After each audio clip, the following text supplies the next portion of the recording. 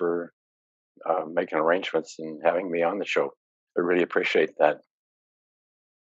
I never know really quite where to start, but most people want to know, well, how did you come up with this? And I grew up on a ranch environment in Montana, and we raised cattle. And when I was very young, I was a cowboy, and that's a boy who sits on a horse. It's not the romantic cowboy that you see in Western movies. But anyhow, when I was young, I was taught to babysit a herd of cows, and what you're looking for is a cow in the pasture. If there's any cow that isn't looking proper, I mean, he's not acting, or he or her not acting the same as the rest of the herd, meaning they have glassy eyes or they're balding or there's something wrong. Then we would take them out of the pasture, put them in a holding pen, and then first thing we would do is ride out the pasture and make sure there's no noxious weeds, make sure the water is okay, go upstream, make sure there's not a dead animal upstream. But anyhow, the concept that I was taught very young is if you keep the pasture clean and pristine, then the animals will have health. And if the animals are healthy, then you can make a living. Otherwise, if the animals get sick and they have to call a doctor or the veterinarians, then you have to toss the keys up in the air or call the banker, toss the keys up in the air and say, hey, you guys own this, we're out of here, because there's no way you can make any money if the animals get sick. So the reason I bring that up is because I've always had this prevention bent. If there's something wrong, then what's causing it? Not what do I take to make me feel better? It's something in the pasture is not right. So anyhow, I spent many years in that environment, and then when I left, I was enamored by the cable television industry back in the early '60s. And in the town I lived in, we had one or two TV stations. And with the advent of cable television, we could bring in television signals from adjacent towns, or eventually we could get them off satellite and so on. So that really appealed to me because all of a sudden the world was bigger than Billings, Montana, the town that I grew up in. And I could see, how people were in LA, the news in LA or Atlanta, or sporting events around the world. And then eventually with CNN, the world became very, very small. We all could see each other and communicate and interact. So I was just totally enamored with that. And I loved the concept of television. And it's a double-edged sword. It has all the benefits and all these opportunities, but there's also the other side of it, which sometimes the influences are a little not what you want.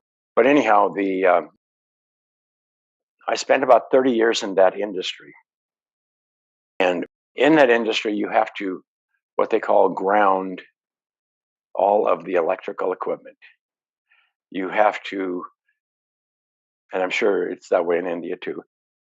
And then before you go into a house, you have to have a ground rod driven in the house in the ground where they connect the cable to it and then run it into the house and connect it to the TV. The reason for the ground rod is when you have cable TV lines in the air, then the wind blows and it'll create static charges on them.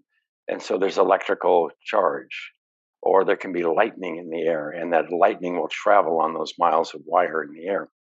And if you don't ground it, then it could go into the house and blow up a TV set.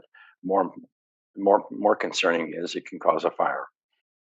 That's the number one reason that you ground is to maintain the electrical stability of the system and to keep everything safe and to prevent fire.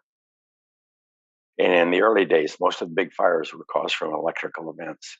So, and lightning will start fires and so on.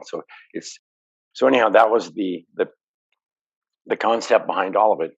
But in 1950 or 19, losing my thoughts here, in 1984, I think I was 50 years old. Let's put it that way. I ended up with an infection from an abscess from a dental root canal, and it ended up in my liver, and it created problem in my liver, an abscess in my liver. And anyhow, I didn't was going to the doctor for a few months.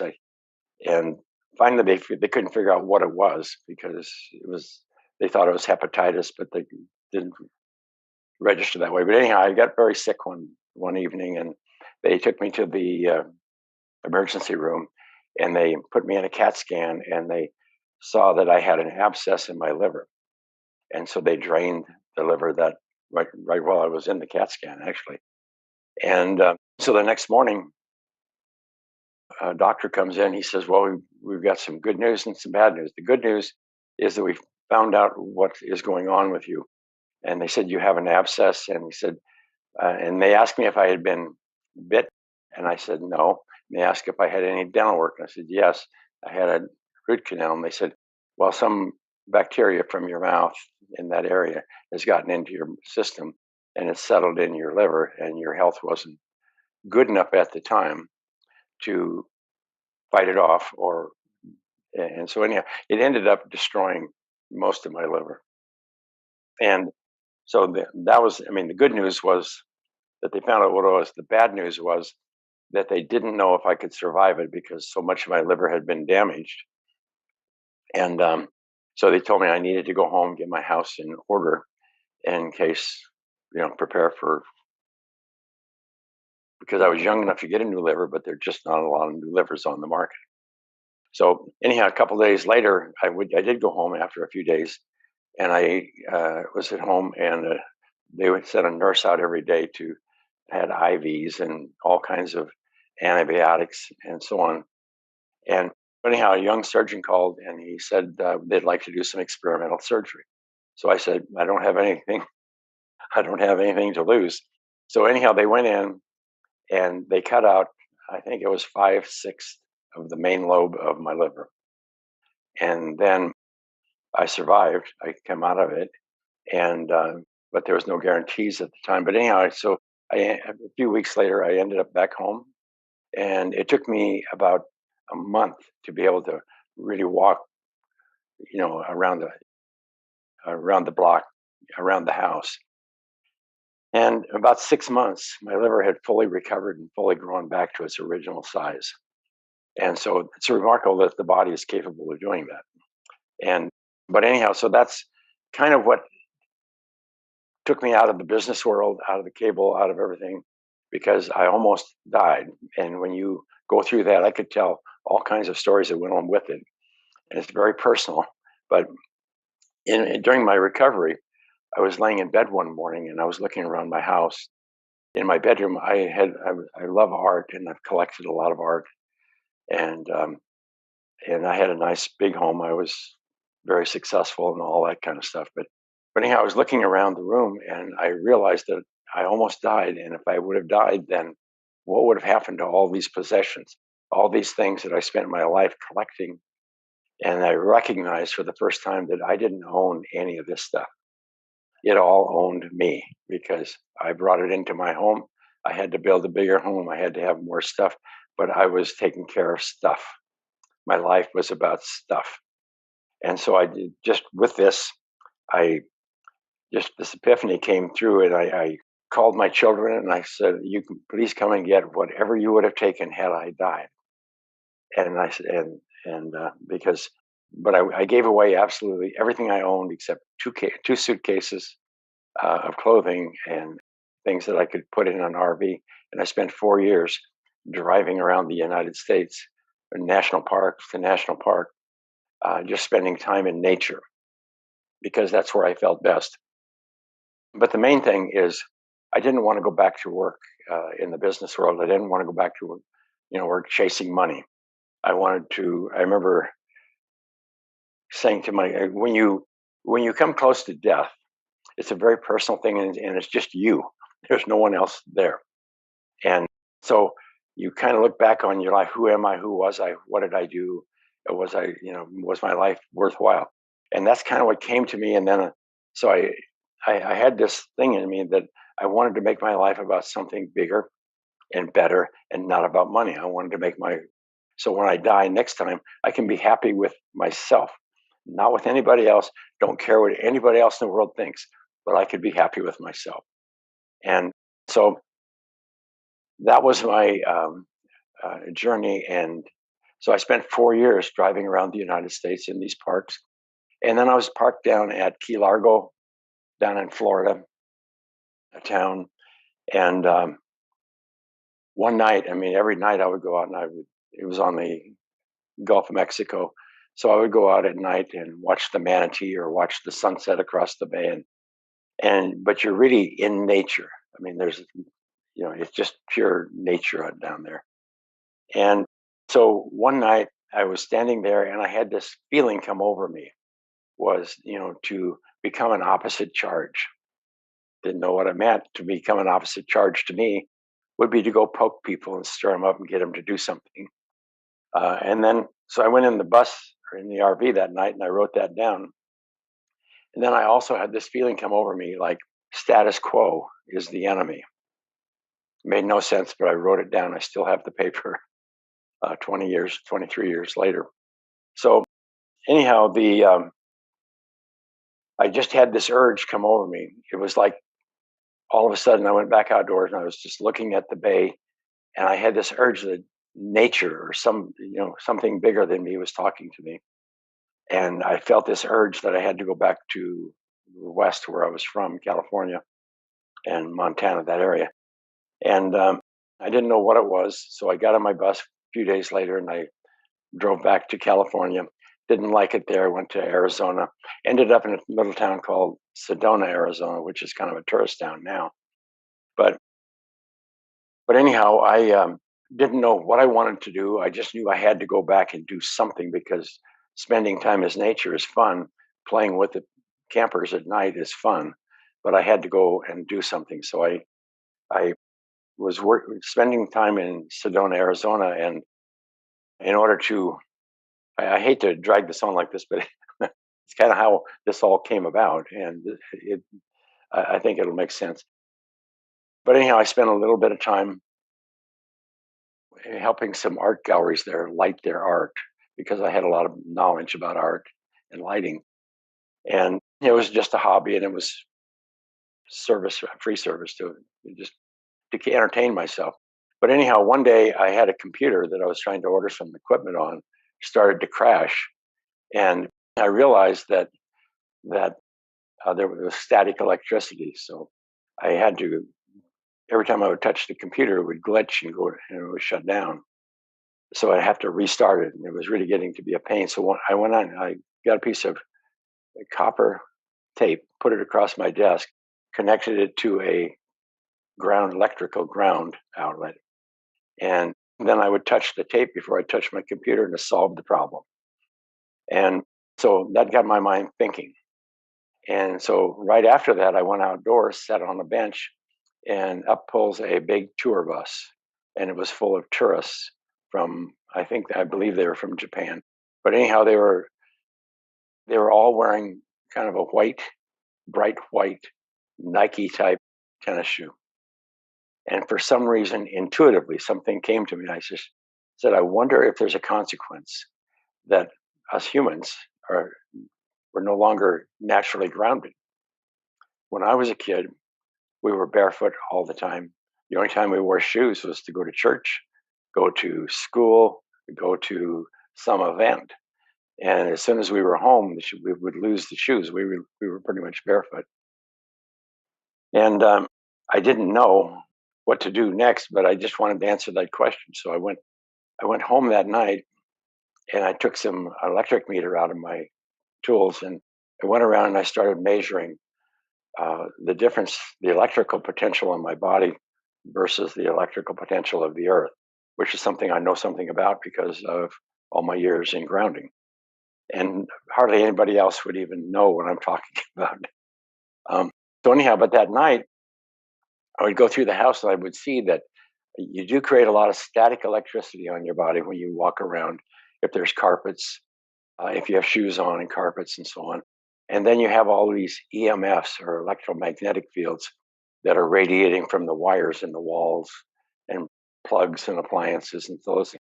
But you can take a voltmeter, ground it to the earth, and walk around the house and measure. Just hold it in your thumb and you can read the meter and read the charges, the voltages that are on your body. And then when you ground, obviously they go away. So you put your feet on the earth or on the ground, then they're gone.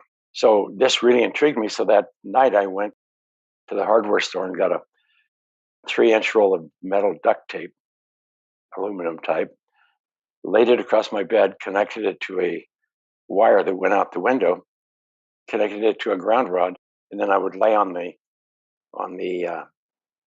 tape, and then I would take the meter and test to make sure that I was grounded. Because as long as I was grounded, the meter would read zero. If I was ungrounded, then I would have all this extraneous voltage on my body. And so I thought, didn't know what to do about it. But anyhow, while I was testing it, all of a sudden I fell asleep. The next morning I woke up and the meter was by my side. And I said, wow, there's something going on here because normally I don't sleep. At that time, I was in my 50s and around 54. And I'm now 77, going on 78 real quick. But anyhow, I noticed that I slept better and grounded myself for a couple more nights, same thing. Then I grounded one of my friends in the neighborhood who would sit around and talk to each other quite a bit. And I said, you need to try this. So I went and put it on his bed. A couple, 3 days later, he came back. He says, do you think this could be affecting my arthritis? I said, no, I think it just helps with sleep. And then he said that his arthritis was way down. And I recognized that my pain was way down. Because I grew up a cowboy. I've spent a lot of my life skiing, riding horses, doing a lot of dumb things, tennis, whatever. But I had a lot of injuries. And 50 years old, most men are, they've run up against the wall so many times they've got aches and pains and bruises everywhere. But anyhow, I didn't know what to do with that. So back then we didn't have much of an internet. We had mostly we had AOL and telephone lines, and so I went on the internet trying to find out why grounding affects the body. There was nothing in the literature. I went down to University of Arizona in Tucson, and some friends there, they were medical type. I said, you know, can you explain it? Is there any information on this anywhere? And nobody could find anything that would suggest that grounding the body would affect the body in any way, let alone pain. And so anyhow, I struggled for a period of time trying to find out, and then finally I said, "Well, I think I'll just go out to UCLA in California. They all know because it's a big university, a big medical university." And so anyhow, I went there, and they listened to me, and I said, I want to do a study on this or something, because people need to know about this. This is important. And they pretty much laughed me off campus. They said, "You're crazy if you expect us to believe that somebody's going to tie a wire around somebody's toe, stick it in the ground, and they're going to sleep better." They said, "Get out of here. You're nuts." But anyhow, we joked around after that, and they didn't really understand anything about the electrical aspects of the body. And at that time, I knew very little about the biological effects. So, anyhow, I shortly after that, I went to Ventura, California, and I designed a study with the help of a couple of the students from UCLA. And we grounded, we had a study where we had 60 subjects, 30 of them were grounded, 30 of them weren't. And we verified that grounding the body at night, you slept better, it reduced pain, you felt better. And then we also got lots of reports back about, especially from women, TMJ, menstrual cramps disappearing, all kinds of just a plethora of different things. And I remember one person said, "Well, this can't be a cure all." And I said, "I don't think it's a cure all, but I think it may be a causal, meaning that we are no longer naturally grounded. And then all of these health disorders are beginning to manifest." So, anyhow, I did publish that study. And it was more of an anecdotal study. Then I ended up doing a study with a doctor in San Diego where we measured cortisol secretion. That's your stress hormone. And So what we found was before grounding, everybody's cortisol was, like spaghetti. They were all over the place, and so we grounded everybody, and 6 8 weeks later, we measured cortisol every 4 hours for 24 hours before, and every 4 hours, 24 hours after. The cortisol normalized into a nice rhythmic band afterwards, and before it was all like spaghetti. And so what we recognized more than anything was at 4 o'clock in the morning, cortisol begins to spike when you're grounded. It does anyway, but it's really elevated, and that's what allows you to get out of bed in the morning and have good energy when you get up.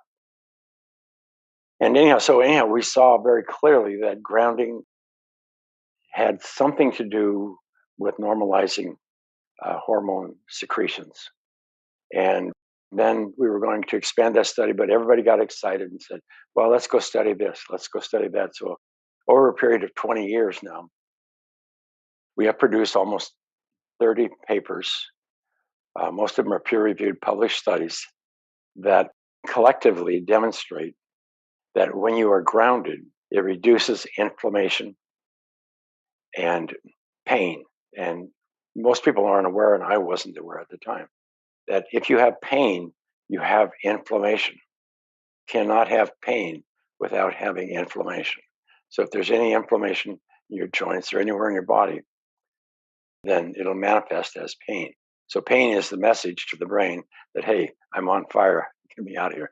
So, but anyhow, the big problem was back then we learned that grounding reduced the pain, but we didn't know anything about inflammation.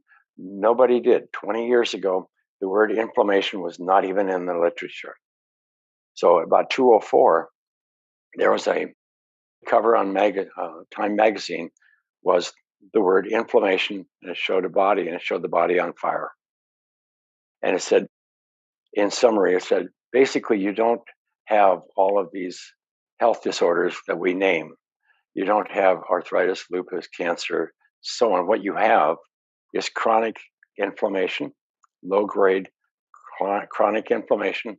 And this inflammation manifests differently in different people based on their lifestyle and their genetics, based on their health habits, their food, but anyhow, the inflammation is the fire starter that promotes all of these modern health disorders.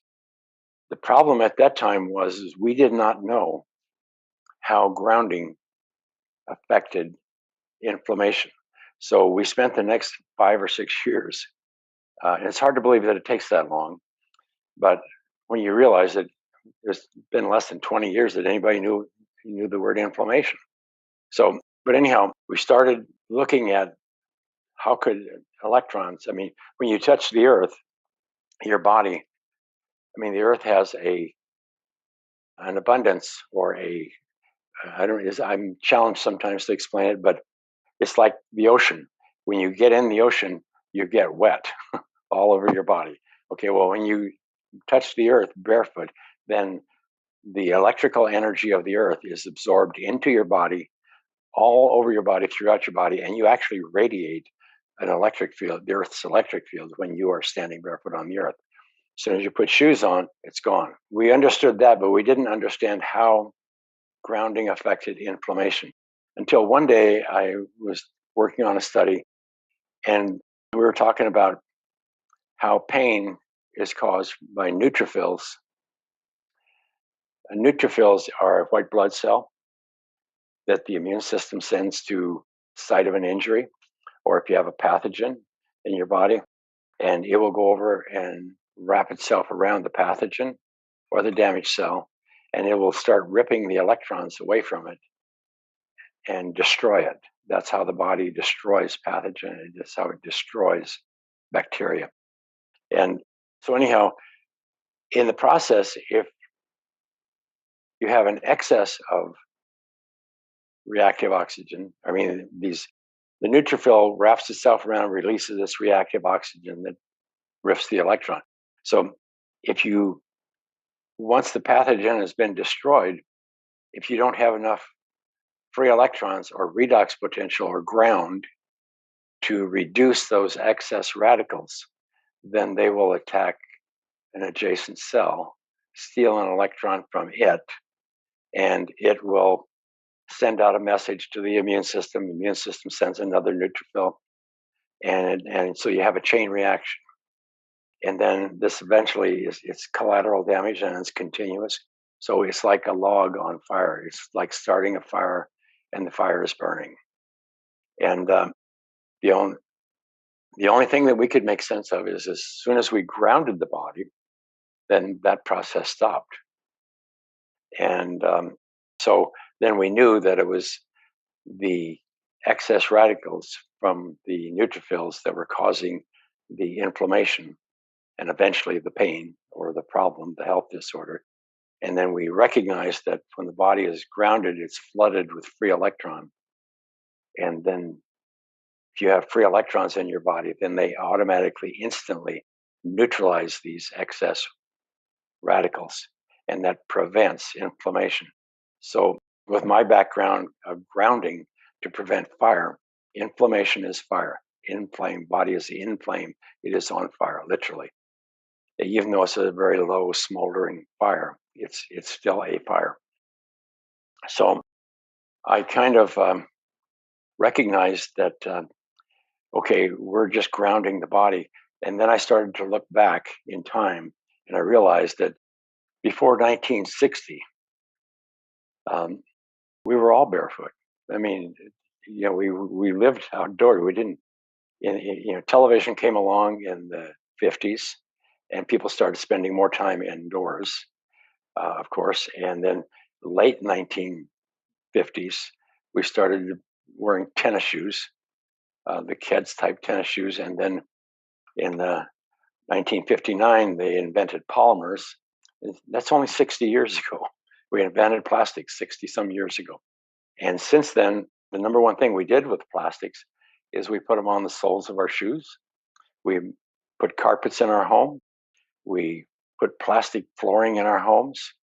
And we live in a plasticized world. I don't know, it's different in different countries and different cities and environments, but basically, we have insulated ourselves from the earth over a period of 60 years completely. And if you go back to 1960, you can see that diabetes, autism, lupus, MS, cancer, all of these, they were like, 1 in 10,000. And today they're 1 in 40 or 1 in 50. So anyhow, you have an exponential curve that's the increase in autoimmune disease is skyrocketing, and it still is to this day. And so what we have learned and all of our work and all of our studies is we take the shoes off or we ground people in their home, then it puts the fire of inflammation out. And then the immune system is not spending its energy fighting the fire of inflammation that it is creating because it's ungrounded. Now the immune system can go back to work and do the things that it normally does, which is return the body to normal every day. I mean, the body is a self-healing mechanism. I mean, it is your immune system that keeps your immune system is who you are. You take care of your immune system, you're going to have health. If you don't have health, I don't care who it is, if you do not have health, then something you're doing is interfering with your immune system's ability to maintain health. And that can be food, it can be environment, it can be a lot of things, but we know primarily inflammation. You cannot have inflammation if you're standing barefoot on the earth. That's why we ground everything in the world to the earth. And so I could go on for hours and talk about each and every one of the studies and so on. But what I would rather do is, if you can help me understand, or what do you want to know about grounding that I can share with you?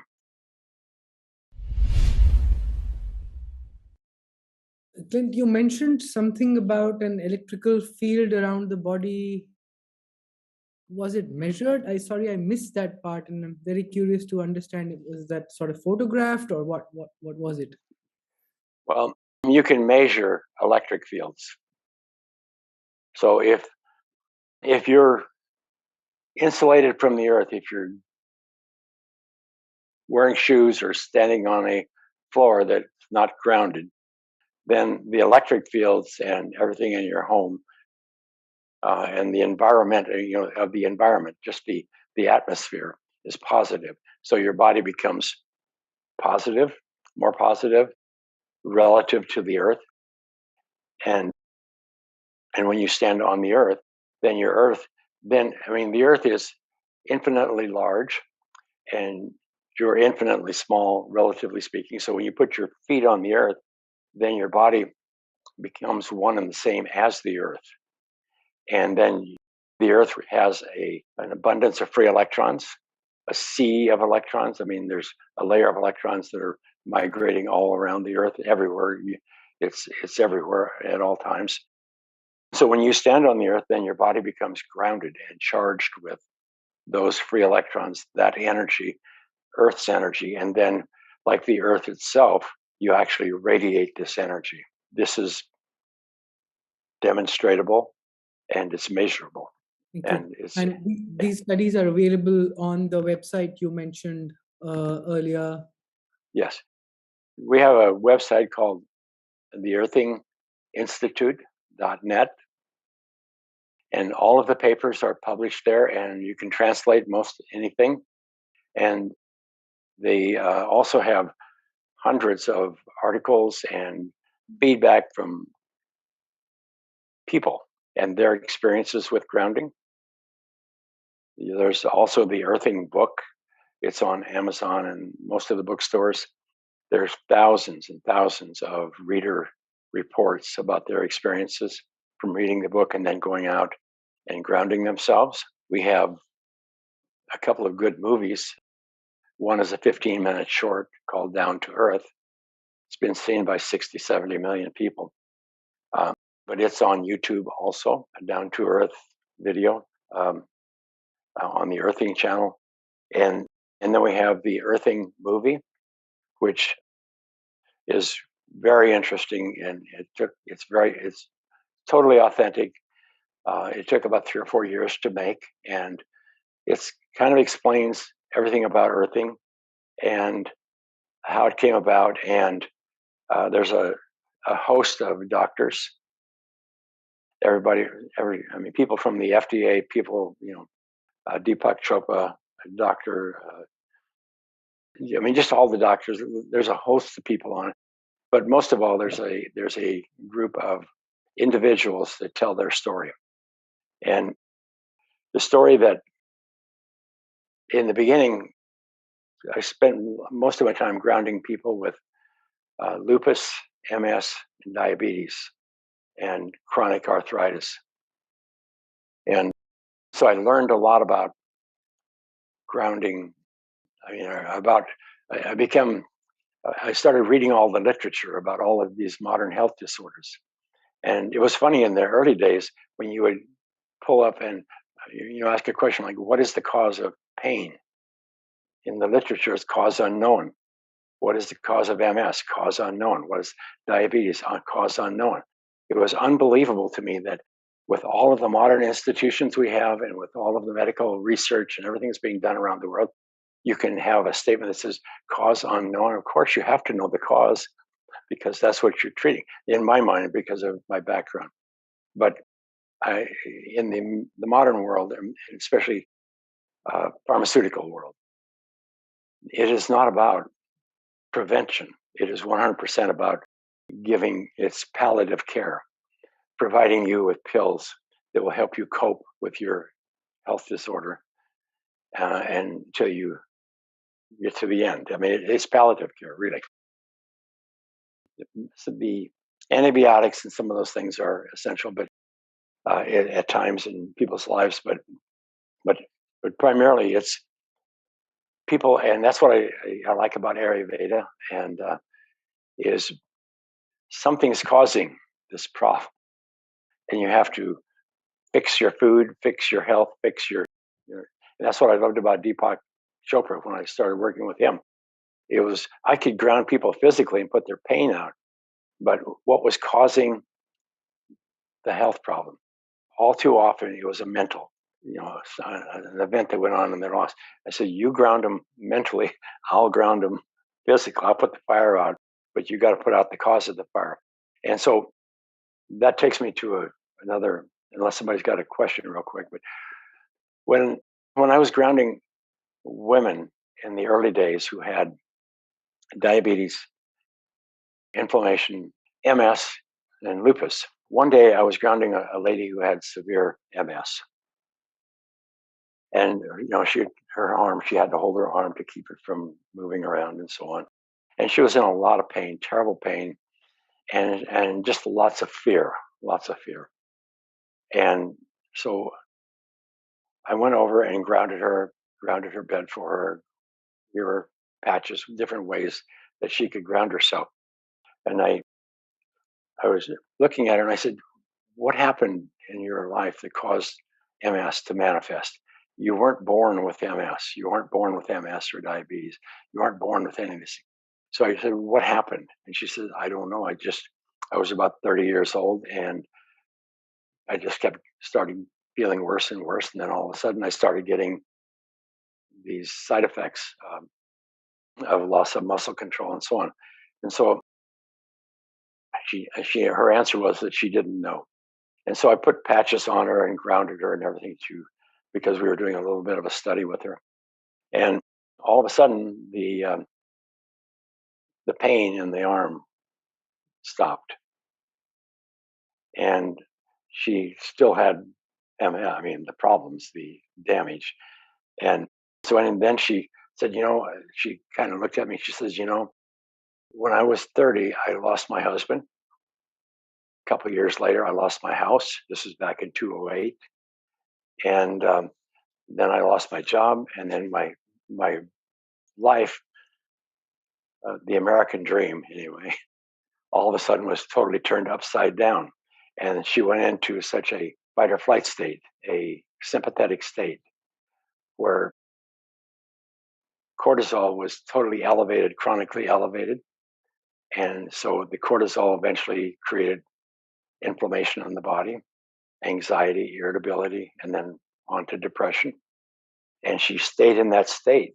And then the inflammation began to manifest more and more. And then MS was the end result.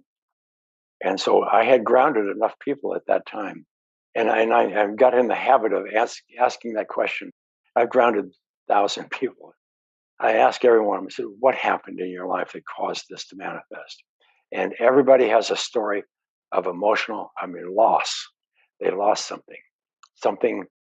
Their life was, they expected one thing and it didn't turn out, or something went wrong, and then all of a sudden they're experiencing loss and grief, uncontrolled grief and loss, and they don't come out of it. And cortisol runs, they don't sleep, and so on and so on. But anyhow, as time went on, I began to recognize all of this. And then I grounded a woman one day, and I said, and I put a patch, electrode patch in the palm of her hand, snapped a cord on it. And I said, you no longer have, she'd been struggling really bad with MS. I said, you no longer have MS. Because as soon as I put this patch on you, your body is being flooded with free electrons, and it's going to stop the neutrophils that are oxidizing the myelin sheath and causing the MS. And she looked at me and just kind of like didn't know what to think. So anyhow, a few minutes later, the pain stopped, and she started feeling better. And she had to get up and go to the bathroom after about 45 minutes. And so she went into the bathroom and she came back out holding her arm, of course. And she was looking. She says, "Look at me. I'm back to myself," meaning that the pain had come down. The number one thing that happens with grounding is you have increased circulation. It normalizes the blood viscosity, and the blood flows easier and faster. And that's how it puts out the inflammation, circulating the electrons on via the red blood cells. So anyhow, but the pain stopped after 30, 40 minutes. She went in there and her color had come back, her facial color, the blood, the circulation. Her demeanor changed because now she wasn't in this hot burning pain. She still had pain, but it was a calm more of a healing pain. So anyhow, I said, as long as you have this patch on it, you no longer have MS, and it was grounded to the earth. And so she called it the magic patch. But anyhow, and I have grounded hundreds of women with MS and lupus, and that's where we see the most significant change because their bodies are on real fire. They have lots of pain and they have lots of emotional stress and so on. So to be able to ground them is really remarkable. And it's as simple as getting them, if they can't do anything else, they don't have patches stuff. It's as simple as going outdoors, putting your bare feet and your bare hands on the earth and sitting there and staying there until the pain goes away, because the earth will neutralize all the pain in your body. I can guarantee this. All you have to do is go do it.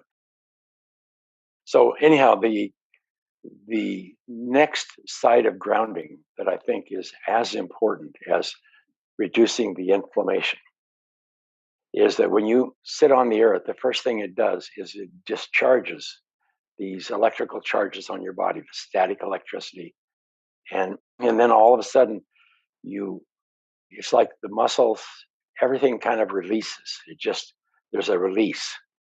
And then your respiration changes. But as you sit there, the pain, your body is absorbing the free electrons and your body is grounded, just like we would ground a TV set or a computer or anything else. So it's now grounded. So there's no charges, there's no extraneous charges running around in or on your body.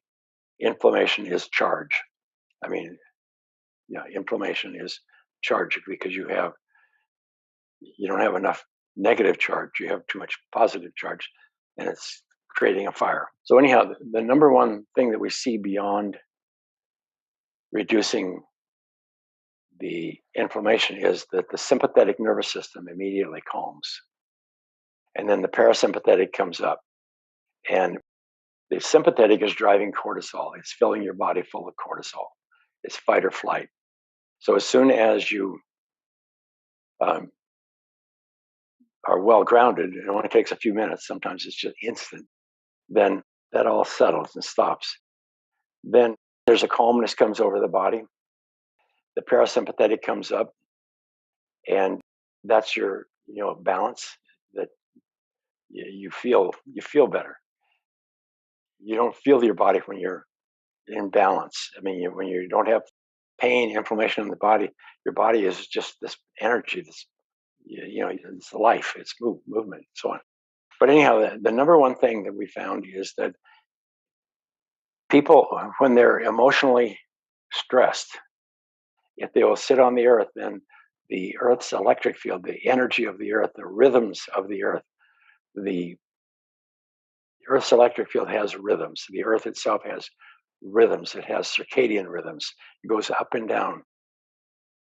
And so when you're connected to the earth, then these rhythms they're in your body. It's like the earth is a metronome. Um, and and so your body is singing with the earth, or it's dancing with the rhythms and tune and the energy of the earth. And so what it does is it calms everything down. Then you can't be mad when you're grounded. You can't be upset. You can't hate anybody when you're sitting there grounded. You change. You become a human being. I mean, rather than this I'm not sure of the word sometimes, but anyhow, grounding is throughout all time, from the very first amoeba of whatever on planet Earth, it was grounded. All life on this planet has, for millions and billions of years, been grounded because they're either connected to the earth directly or they're crawling around on the earth. And even the birds, roost in trees that are, grounded. And so, anyhow, our most natural state is to be grounded. And that means to have your body flooded with earth energy. You have to have the energy of the earth inside of you. And when you do that, now you are connected to every other living thing on the planet, every other living person who is grounded, every tree, every animal, anything in the world. We're all one. We're all part of this energy. We're all part of the earth. I always tell people we're the earth up walking around. You didn't come here from a planet out there. You are Earth, and you come from the Earth. You're going to go back to the Earth. In the meantime, if you stay connected, you're going to be a lot healthier and happier. And so, anyhow, it's really the thing I love about grounding, and the reason I put the last 23 years of my life in it is because I feel good about being able to share this with people, primarily because it's free. You can you can make your own grounding mats. You can you can do all kinds of things. There's information to do that on the internet. You can, if you have money, you can buy things that are already made up. But most important, all you have to do is take your shoes off, go outdoors, and stay grounded, and wear your shoes on purpose. If there's glass, or if it's hot, or if it's rocky or something, put shoes on. But if otherwise, you want to reconnect and stay connected to Mother Earth, your mom. Anyhow, so I really love what I do. I'm sure you can tell. I'm 77 now, be going 78 here in a few months. I had no idea anybody could live that long 20 years ago. And I had no idea that it would take this long to get enough information out for people to really begin to understand what this connection and how important it is. But I love it.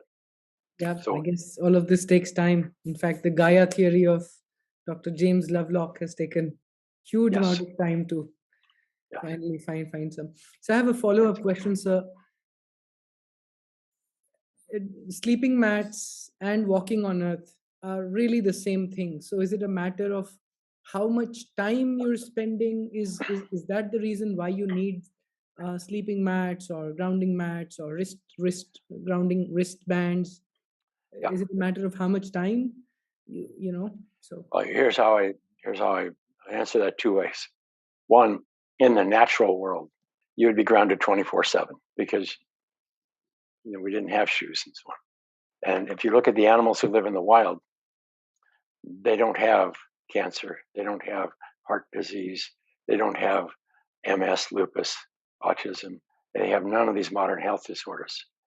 On the other hand, the animals who live indoors with their owners, they all manifest all kinds of health disorders, and 50% of them die from cancer, just like their owners. But that doesn't occur in the wild. So, second of all, to be to be grounded 24/7 is is our natural state, I believe.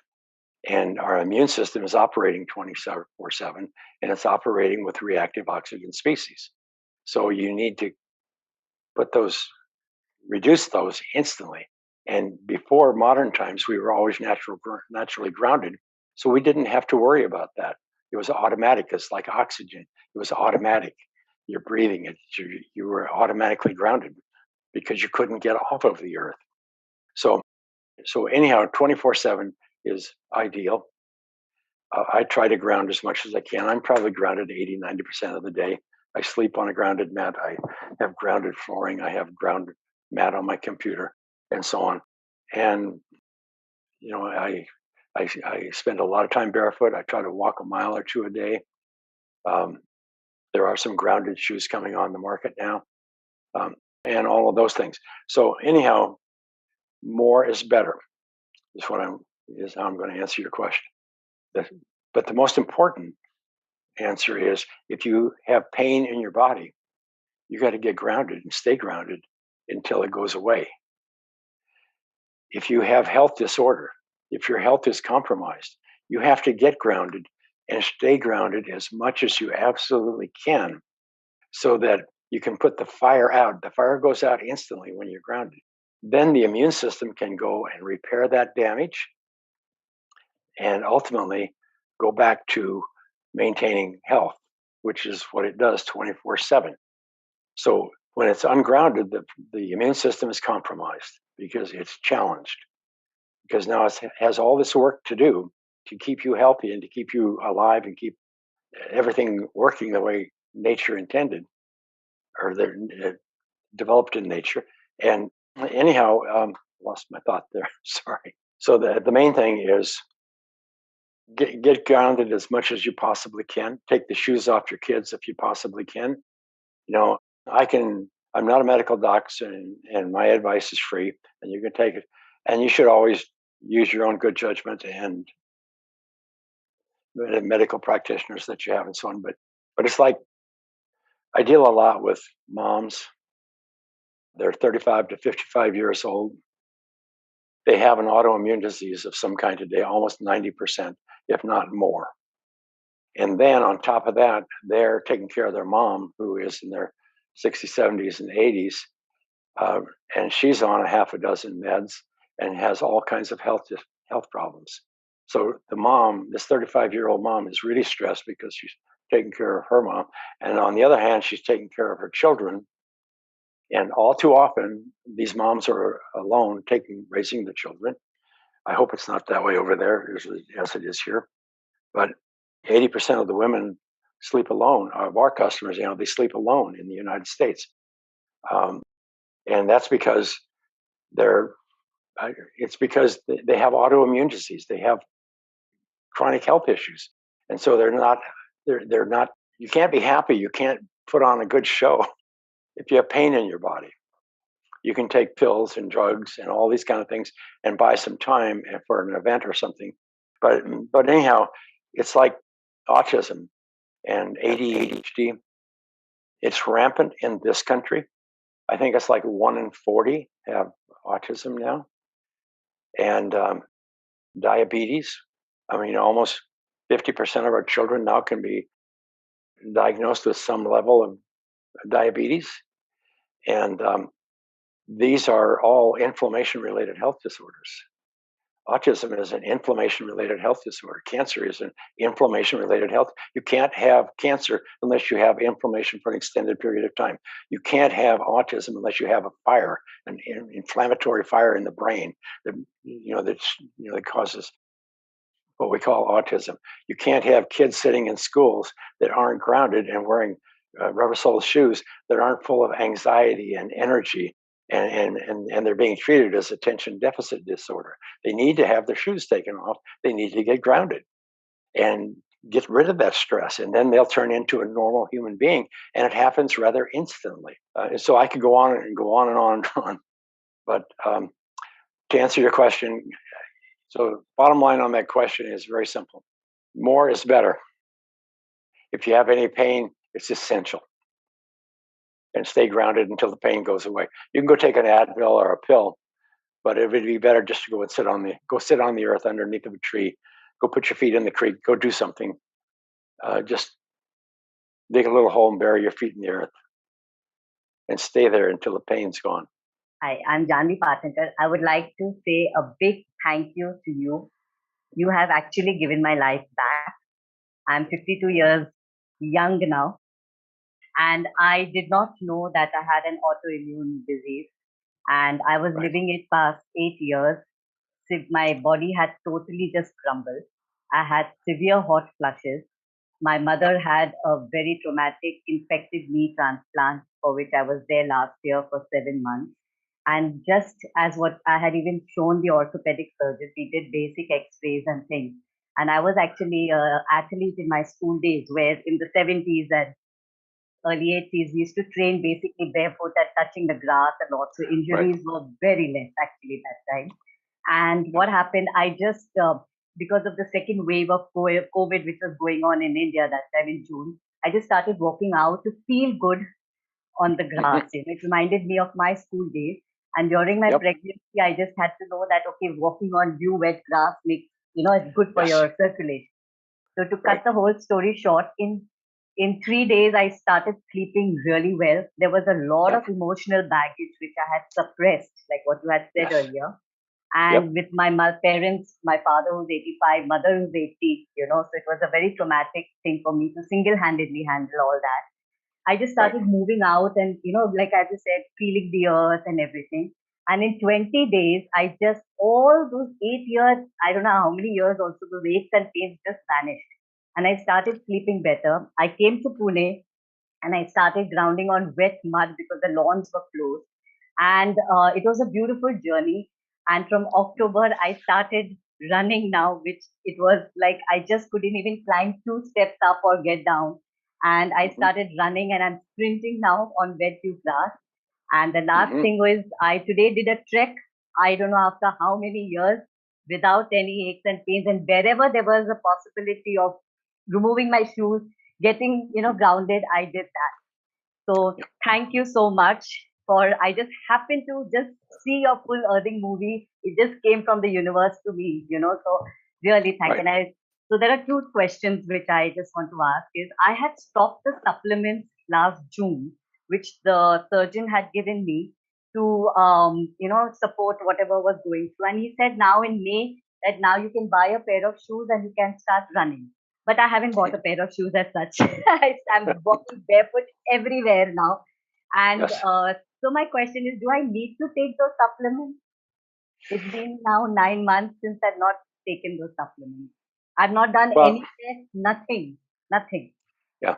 The supplements, I mean, if they're nutritional Yes, supplements, that yes, would be, they're probably no harm, and probably beneficial. okay. But if you eat good food, Yeah. that's all Yeah, you really yeah. Because need. when I've read your book, I watched all your live chat shows. I mean, I've just gone totally into deep. I think we have started in our Pune Joggers Park here, an earthing movement. It just happened to be, I think, around at least 20-25 people are now earthing. I'm just sharing my Right. story Yeah. like how you were sharing, and Yeah. walking That's with people, the old, the young, and that's what I'm doing because I don't want them to go through that traumatic experience, whether it is right. people who have with diabetes or high blood pressure or whatever. Yeah. So diet is good. Second thing, I just recently procured the universal earthing mat for my parents in Uh Bombay. huh. And Uh huh. I told them just first check because I don't understand much of that electric circuit. So my father is an electrical engineer. So I told him to Okay. read the whole booklet, what is there, what instructions they are giving. So I just wanted to hear it from you. Is it correct that I tell them to check the earthing points where they're going to plug in that mat and use it? Yes. Sometimes they have to have an adapter, Yes, okay. That adapter but is not available in India. okay, but they have a ground, right? Yeah. I Can mean, we call an electrician and get it checked? yeah. The main thing is, I think they have a ground. I mean, some of the electrical in India is challenging, but the electrical outlet has a ground, Yes. and sometimes you have to change the adapter or whatever to make it work, or you have to just connect it to the metal housing of the outlet. Okay. But yeah, if you don't know, the best thing to do is get an electrician. Just say you Okay. want it to be Yeah. And grounded my to the earth. dad, yeah, sorry. Mm. Yeah, because the electrical system is grounded. Yeah. It has to be connected to the earth in order to prevent fire. Yes, yeah. And my dad does understand that concept, so I think it should Yes, be good. Secondly, good. how long should they start? Because they are old. Because whatever I read in the earthing mat, people have that toxic period, coming out, like in the sense that they have that period where things are coming out and they have sleepless nights and things. So, how long should they start in the daytime? Because with the age factor and everything, whatever is there with them. Well, it's different for everybody. But if they're on a lot of meds and things like that, which most of them are, Mm. they have to go slow. I would suggest ground for 4 hours at a time during the Okay. day, and then if you start noticing change, which you will quite rapidly, then a lot of people, so many older people, sleep in recliner chairs. They don't sleep in bed, and so they put the mats on and they keep them there forever. But anyhow, yeah, the main thing is if they notice any. Let me give you an example. What's an example? It's like thyroid meds. If people are on thyroid meds, then as soon as you start grounding, then it reduces the inflammation, and then the thyroid starts to rebuild.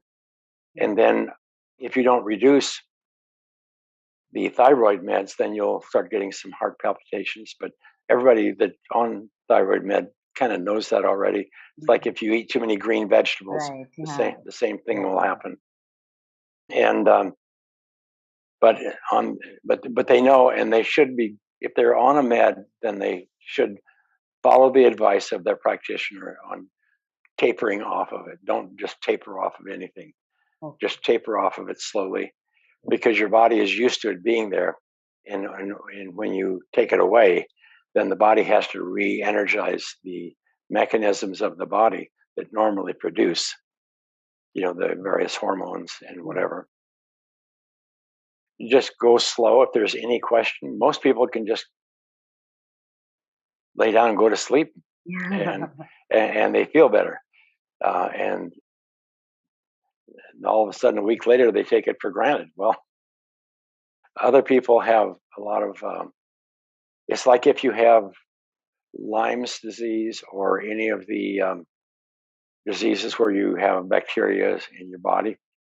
What happens in all too many cases, it will, lie in the extremities. And when you get grounded, it normalizes the blood viscosity. The blood becomes more thin, like nature intended. And then the blood can get in and out of the capillaries, oxygenate the tissue. But in the process, you have a die-off of these bacteria, and then they flood the body. They flood the blood. And then all of a sudden, you feel like you have the flu. Yeah. Because the same thing that happens during a flu is happening right now, because you're having a die-off. The immune system is knocking out the pathogens and so on, and viruses and so on. So it's really just caution. If nothing else, just start out outdoors, walking barefoot on the earth. And if you can walk barefoot on the earth and you feel good, then you should feel good on the grounding mats. But anyhow, the older you are, the more you need to be grounded. Younger people can get away with anything until you're about 27. But just daytime grounding is probably enough for younger people, I think. If they don't get any grounding, then they are going to develop the autoimmune ADHD and all of those, diabetes and all those things. But anyhow, again, just caution, just good judgment. But if you're on meds, never reduce meds or change meds without some professional guidance. Thank you so much, and thank you again. Really. Thank you. It's been a wonderful journey for me. Like you said, with Deepak Chopra, it's been like Wayne Dyer, and everything just fruition together, and it has given my life back. Thank you so much. That's the word I hear the most. I've given my life back. That's what energizes me and keeps me going. Right. Absolutely. And in fact, my testimony was put up on the Earthing Institute also just last month. That's good. Okay. Thank you. Cool. Thank you. Namaste. Namaste. So Rahul Diwanji says grounding, can it be done on concrete and wood? Concrete is earth, made of earthen materials, and it's laying on the earth, and concrete holds moisture. So concrete is ground. Wood, on the other hand, is an insulator. It doesn't hold moisture. Well, it can, but it's not conductive. It's not a conductor. So the things that are conductive are standing on bare earth, standing on grass, putting your feet on rocks that are on the earth, putting your feet in the stream or water on the earth. And concrete, of course. Anything metal touching the earth, if you touch it, then you're grounded. The things that are not grounding are like carpets, wood floors, anything plastic, shoes, plastic linoleums on our floors. Most earthen tiles, if they're like saltillo handmade tiles, the clay tiles, most of those are semi-conductive unless they put a coat of urethane or something on top of them, then it insulates them. But brick on the earth, connected to the earth, tile connected to the earth, porcelain tiles, baked, glass tiles, they are not conductive. So glass is an insulator, plastic is an insulator. I think I covered them all. You can at home Mm. If you have an earthen hearth, fireplace, that's usually brick or stone. If you sit on them, they're usually grounded. There's places in your home that are grounded. If you have a bathtub that has metal plumbing, when you take a bath, you're grounded. That's why people love to take baths. They feel better. Taking a shower in the morning, the water is going through metal pipe that's connected to the earth. The water is coming from the earth. It's semi-grounded. When it falls on you, it's contributing electrons. You always feel better after taking a shower. But if the floor is concrete, you're grounded. If there's metal drains, the water is connected, you're grounded. So taking showers and baths are really important. Or if nothing else, if you're really stressed, just go over to the cold water in your house, cold water pipe, turn just the cold water on, and just wash your hands in the cold water coming out of the faucet. You're going to feel better. It's grounded. Thank you, Clint. And also, can sitting with cotton pants on concrete or metal benches, does that equally work as well? Yes. It's like if you get in a car or you sit on a chair for a few minutes, you'll notice that there's a little bit of dampness to your clothing where you're sitting. Okay, so that's perspiration from your body. And that hydration of the clothes makes it semi-conductive. So when you sit on a bench, if it's metal and it's not painted, if it's painted, it won't be. But if you're sitting on a bare concrete, bare metal of any kind with blue jeans or regular clothing or whatever, it only takes about a minute and you're totally grounded. Thank you, Clint. We also have a question from Neelam Pujari, and she says that I have purple and black rash type spots on my face. And if you want to see it, she can switch on her video as well. So she wants to know what needs to be done about that. Again, I'm not a doctor in the sense that I can diagnose or recommend a cure or a treatment. But I will say this. If you have anything going on, I would highly recommend that you, first of all, start grounding and spend as much time grounded as you possibly can, because I always go back to one thing. You don't have health, then something you are doing is interfering with your immune system to maintain health. So if you can take the things out of your life that maybe you shouldn't be eating or shouldn't be thinking or whatever, and get grounded and stay grounded and remove the stress from your body, then the immune system will go to work and return the body to normal. And I've seen it too many times. The body is a self-healing mechanism. The immune system is the main component, and it's like the thing you have to watch most of all is stress. If you think fear, if you think loss, if you whatever, if there's stress in your home, stress in your life, then that creates cortisol, fight or flight, and that creates elevated cortisol, elevated sympathetic state, suppression of the parasympathetic, and then inflammation sets in, and then the immune system is compromised totally. So, again, if I knew more, I would say more. If I had more detail, I could say more. But basically, it starts with nature, Mother Earth. Your body and the earth are one, and put them back together, and then the earth will heal. The earth will heal you. The earth will restore your normal being to its most natural state, which is health. So, Clint, there's one more question. Is keeping your feet soaked in mud at home a good alternative? And secondly, if one puts their legs in a plastic bucket full of water, can the effect of earthing be felt? If the mud is connected to the earth, that means you went out in your backyard and you made a little mud puddle and put your feet in. it's connected to the earth, it's part of the earth, then it is ground. It does have Earth's energy. When you remove it from the earth, then it is disconnected just like you are. And it is not ground. It does not ground. If you bring a bucket of water in the house, put your feet in it, it's going to feel good because there are some electrons in it that you will absorb.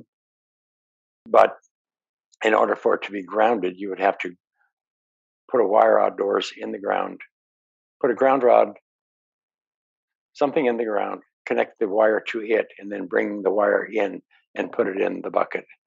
And then the water would be grounded. Yeah, that's an odd way to do it. But the best thing to do is to go outdoors and spend 30 minutes a couple of times a day. Dampen the earth with a little water, put your feet in it. Mud is fine, water's fine, anything's fine. Grounding yourself indoors, you have to be careful of a couple of things, and I always have to caution.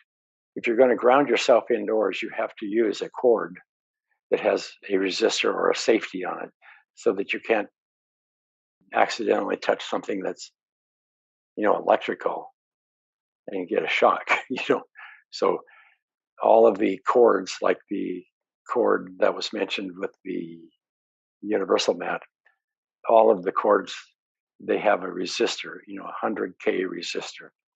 That's not a friendly term to remember, but it's a ground cord. And a ground cord is called a soft ground, meaning it will only let electrons flow at a safe rate from the earth to the body or vice versa. So that you have no chance of a shock or an electrical event.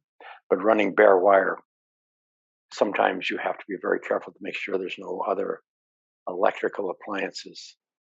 Make sure that they are all in good working condition and no experimental type stuff. Clint, many of the things that you mentioned, in fact, some of them, I have been naturally doing for many years on my own.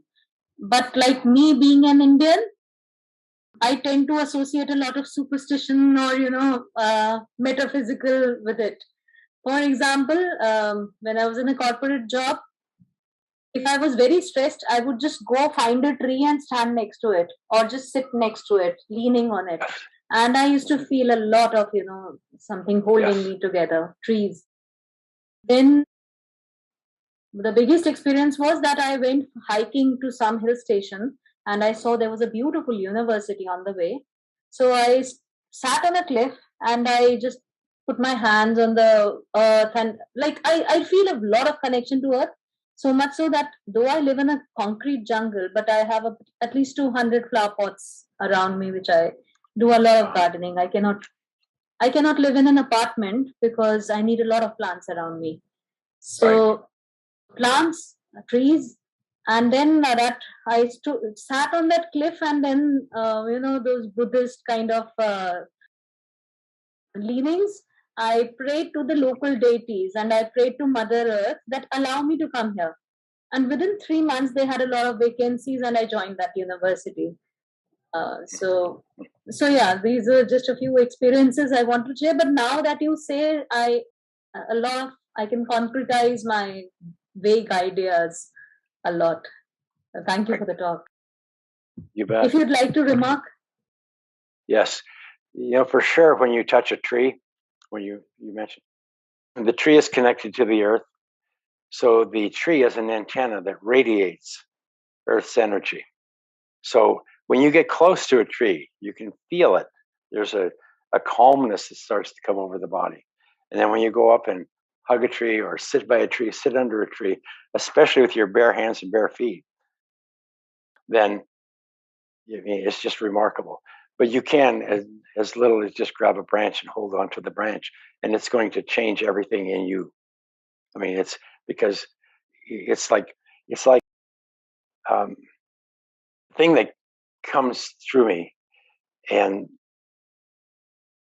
I don't know how to say this sometimes, but it's like you went somewhere and you decided you wanted to be there, and somehow it was manifest, and you ended up there. Well, that's the story of my life in earthing. Whatever I've needed, I mean, it comes through me. It's not because of me. There's something. There's a force and a source. I could go on for hours on this, but basically, when I try to do things myself and make things happen myself, life ends up being a mess. But if I just back up and say, "Here, I'm here. Use me as you wish," then things come through. People come through. Everything comes together as is needed at the time it's needed. When I look back on it, but whenever I've tried to go out and do it myself and make it about myself or something, it just goes upside down. So I'm very much in tune with what you say, and it's very important that when you are grounded that you are able to open up and be a part of this earth, and be a part of everything that's living on the earth, and not be judgmental. It is what it is, and it's really about you. What do you? But it's again, I don't know how to say it, but basically, there's something that comes through me, and I don't know where it comes from, but I know that it's guided, it's intuitive. It's either coming through my heritage or it's coming through the ground and through the trees, through the air. It's just everywhere. And we all see it in each other when we meet new people. This is so heartening to hear somebody else share this. So that means that there's nothing wrong with my head. It's real. No. And for a long time, my entire spiritual practice has been experiencing with the senses. I go to Rishikesh once a year, once in 2 years. So it is very difficult for me to sit in a hall and meditate or read. It is Right. easier for me to walk by the river, to feel the wind in my face, to the smells, the sights, the sounds. Right. Yes. That is not considered very spiritual though. But I don't know. That is my entire practice. Well, I meditate a lot, but most of the time I meditate is just before I go to sleep. I will just rest and then clear my mind, and then kind of let connect with the universe, or however you want to explain it. But that's when things come to me. Yeah, it's really unfortunate. I mean, but anyhow, meditation is to sit and meditate and try to get into a state. If you aren't grounded when you're meditating, how could you possibly? Because you can't shut down the noise. You can't shut down the sympathetic noise. So when you get grounded, Sadhguru has a really good little 2 or 3 minute talk on meditation and yoga, being grounded. But I know that for me to meditate, I have to be on my grounding mat in bed, or I have to be on a grounded yoga mat, or I have to be outdoors, preferably just outdoors, sitting on the grass, or at least with my bare feet and hands on the grass. Then all of a sudden, there's a calmness comes over me. All the noise quiets down, and it's just like I'm a different person. I've entered a different space. I grew up in Montana, and I spent a lot of time around Native Americans when I was young, and I always noticed that they're not like Anglo, meaning Anglo is about always doing something, whatever. But anyhow, they live somewhere in between the physical earth and the spiritual earth. I mean, there's a space that they live in that people can't understand, can't connect with. And I was able to when I was young, and it's always been part of me. It's like when I went through my near-death experience, it was Native America that came to me. It wasn't my fellow workers chasing money on Main Street. But yeah, I mean, so meditation is being able to quiet, and to me anyway, and to connect with who I am and what this is. And there's not words for it most of the time. But yeah, meditation is very important, but it's not about sitting in a hall. It is if you have a speaker, a leader, that's whatever, but still you need to get grounded. I've done events with Deepak Chopra where we put in a grounded floor, and there'd be like 1,000 people at an event for 3 or 4 days. And so whenever they came in, they were always grounded. The room was grounded, the room was quiet. They take their shoes off and they were grounded. And it's just remarkable. I mean, all of the people that help put the show on, they'd say it's just unbelievable because people are more content, they're happy, they're able to meditate, they're able to tune in because you can feel the room, you can feel the energy in the room, and they're all connected. They're all connected via the ground, via the conductivity of the grounding floor, and they're connected in spirit. There are a couple of questions which a lot of people used to ask me while I was at the park. That people who are staying in flats and high rises, they have a lot of pots in their house, and most of them nowadays actually are not the mud pots, the clay pots. They are most of ceramic or what you call the other China ware. So they are saying that we simply touch the soil, we plant, with our bare hands. Don't we get grounded with that? So I would like you to clarify on that. I mean, they're staying in the high rises, they have pots in their house, in their balcony, and they touch the soil to look after the plants. So is there grounding taking place at that particular point? These balconies are concrete. Yes, they're concrete. Which most of them would. Sorry. Which most of them would be. So in the concrete, there's metal bars. Yes, most of the houses, they have like a grill outside in the window, and they keep their pots on that grill, which is iron. Right. Anyhow, the concrete and the metal is all connected to the earth because the building is concrete, which is earth, and it holds moisture. There's enough moisture in there that there is going to be some conductivity. So if you have plants, first of all, the plants won't do very well if they're not grounded. Yeah. So if the plants are healthy and doing well, then there is a ground there. You can also just spritz a little water on the concrete patio and sit down, put your bare feet on it, and you're grounded. So high rises are problematic, but they are, as long as they're concrete and metal, then they are grounded. They are earth. They are grounded. They are connected to the earth. They are part of the earth. So they conduct Earth's energy. Thank you. And one request, we only have the earthing universal mats available on Amazon for India. The patches and the wristbands and the pillows are only available on, when I went to the Earthing Institute, also Earthing Net site, they are only available for the people in America. They don't supply it in India. So, if you could. Well, we would like to find someone in India to take this on. We can supply mats. Mats can be made in India.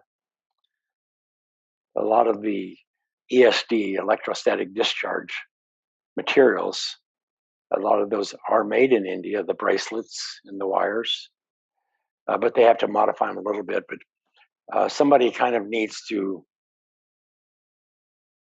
I always start out with just barefoot. Yeah. Get out there and do as much as you can. But for people whose health is compromised, you need to be grounded indoors, or you don't have any option. You have to be. That's the only way you can get grounded. Then these mats are readily available, but we need to send them bulk from the manufacturer to India and have somebody in India package them and distribute them in order to keep the cost down so people can afford them. And that was one of the main objectives was when I was working with people at the World Health Organization or the National Institute of Health Sciences here. They said, we understand what you're doing and it's good, but don't go out there and scream to the people. You have this problem. You have to give them a no-cost solution, and you have to give them a low-cost solution. So we have both. You can get grounded for free just by taking your shoes off.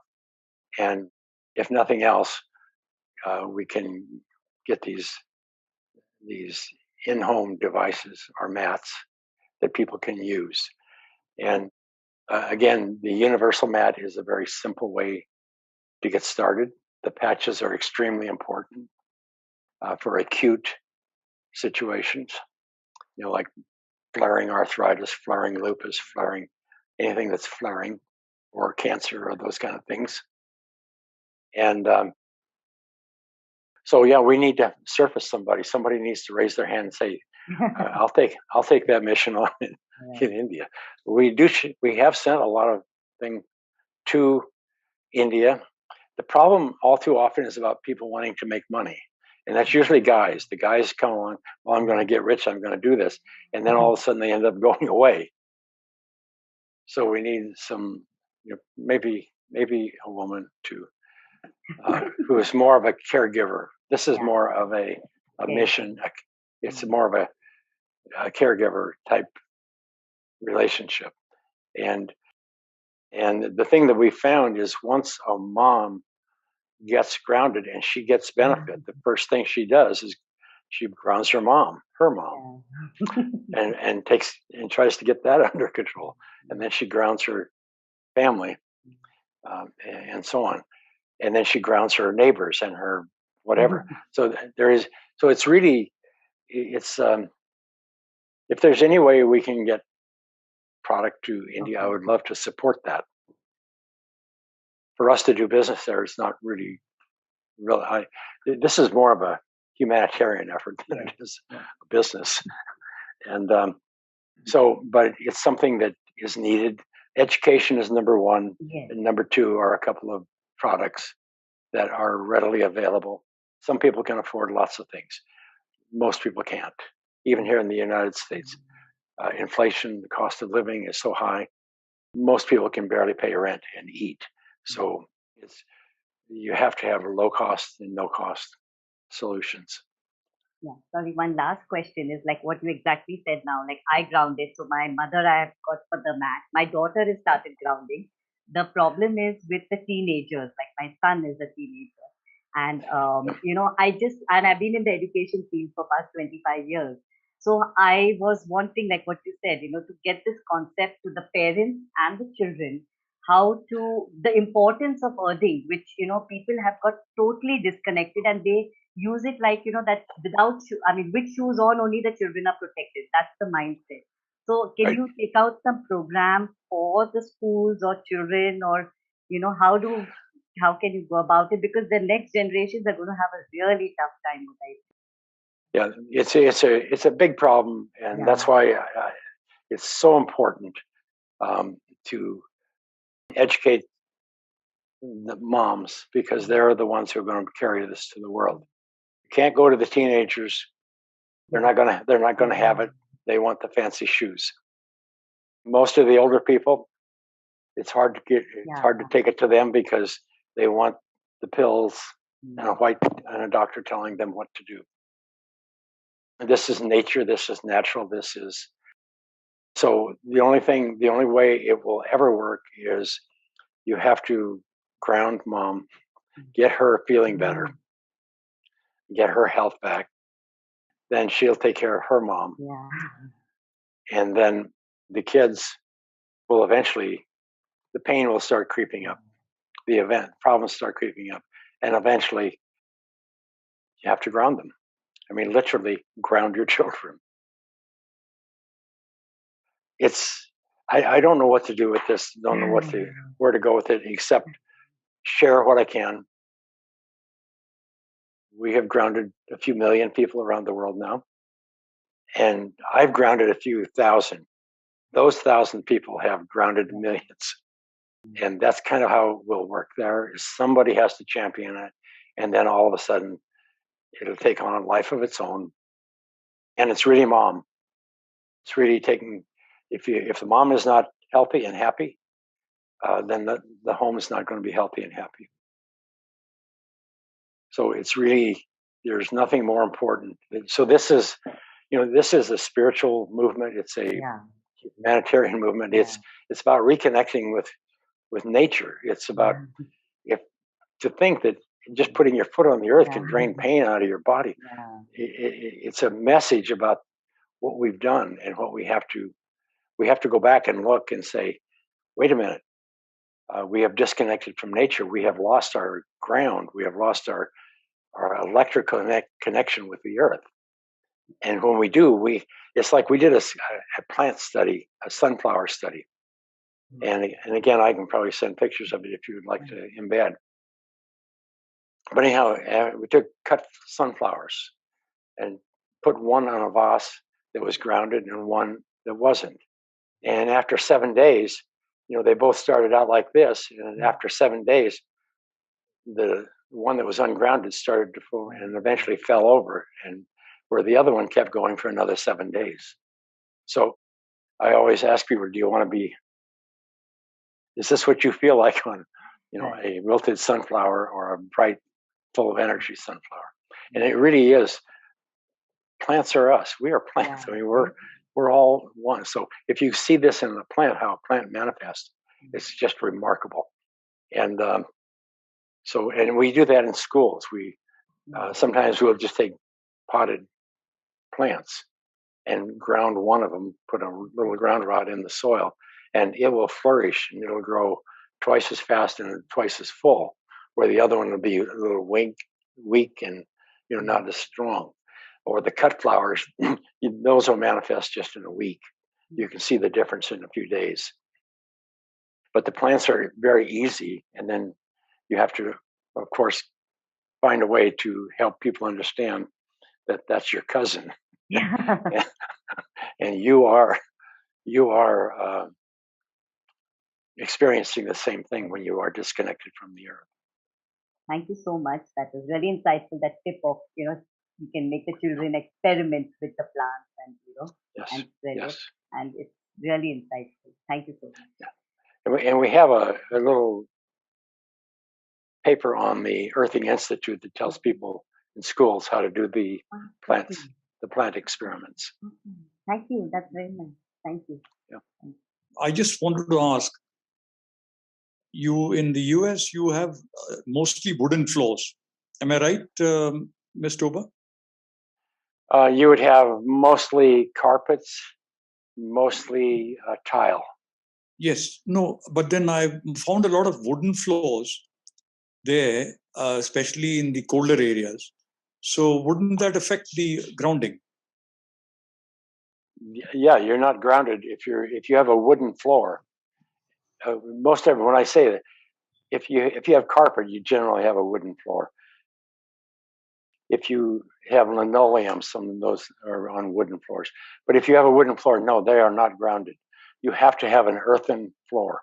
You have to have, a slab floor or a concrete floor or a concrete foundational floor, and then it is grounded because it's on the earth. But as soon as you paint it, it loses its conductivity. If you put carpet over the top of it, if you put linoleum, or if you, so you are correct. You have to have a concrete floor. Wood floors are not conductive, is what I guess the answer. Yes. Thank you. So thank you so much for letting me share earthing with everyone. And if you do have any questions or whatever, go to the Earthing Institute or get a hold of us directly.